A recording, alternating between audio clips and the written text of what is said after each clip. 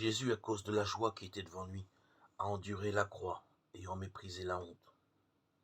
Réjouissons-nous, car les noces de l'agneau sont venues. Apocalypse 19:7. Ta face est un rassasiement de joie. Il y a des plaisirs à ta droite pour toujours. Psaume 16:11. C'est à cause de la joie qui était devant lui que Jésus a enduré la croix.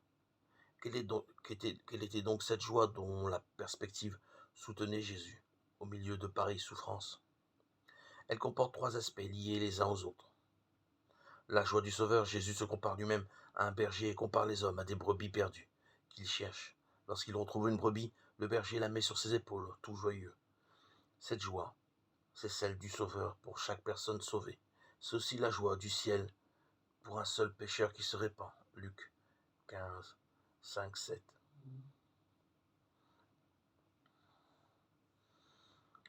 La joie de l'époux. En mourant sur la croix, Jésus s'est acquis une épouse, son Église, constituée de tous les vrais croyants.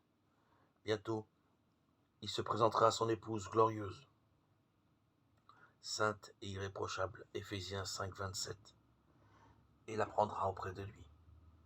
Cette joie sera partagée par le ciel tout entier. Apocalypse 19, 6, 7. La joie du Fils, le premier homme.